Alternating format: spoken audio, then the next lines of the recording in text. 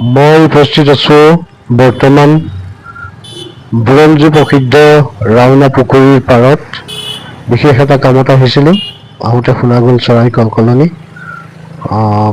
পুখুৰীটোৰ মাজৰ যে আপুনি পানীখিনি দেখিছে, এই পানীখিনি কাষৰ এইখিনি শুকান মেটেকা, আৰু শুকান মেটেকাৰ মাজে মাজে গোটেই চৰাই, বিভিন্ন প্ৰজাতিৰ চৰাই ভৰ্তি হৈ আছে। ইয়াতে এটা চৰাই নিৰাপত্তা আছে।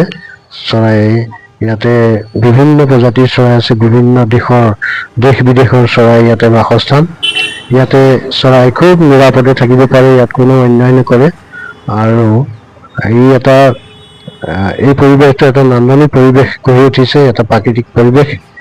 এই পুখুৰীটো ৰজাদিনীয়া এটা বৃহৎ পুখুৰী, যিটো পুখুৰী ব্যাসাৰ্ধ অন্ততঃ 85 বিঘা মাটিৰে পৰিপূৰ্ণ। আৰু এই পুখুৰীটো পূৰ্বে চৰকাৰে বহুবাৰ মেটেকা বা ওপৰৰ জাবৰখিনি পৰিষ্কাৰ কৰিলেও সেয়ে যথেষ্ট নহয়। যিহেতু ইয়াত বিজ্ঞানসন্মতভাৱে খনন কাৰ্য কৰিব লাগিব আৰু ইয়াক সম্পূৰ্ণ চাফা কৰিব লাগিব।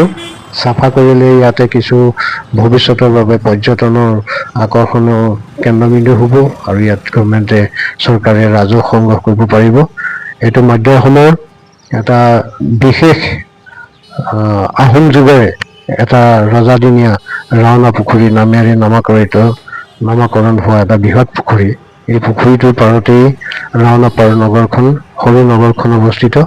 আৰু এই বৃহৎ পুখুৰীটোৰ উত্তৰ পাৰে এই বৃহত্তৰ অঞ্চলৰ, পূব মাজুলী অঞ্চলৰ এক শৈক্ষিক কেন্দ্ৰ, চামগুৰি সত্ৰ ৰাওনাপাৰ আদৰ্শ উচ্চতৰ মাধ্যমিক বিদ্যালয়। এই বিদ্যালয়ৰ দক্ষিণ ফালে বনগাঁও কমলাবাৰী গড়কাপ্তানি পথ, তাৰ দক্ষিণত এই বৃহৎ পুখুৰীটো, তাৰ কাষতে আছে ঘিলাদেৱী। আৰু এটা প্ৰাকৃতিকভাৱে এটা সৌন্দৰ্য বহন কৰা এটা বিশেষ পৰ্যটনথলী। আমি আশা কৰিছোঁ এই পুখুৰীটো চৰকাৰে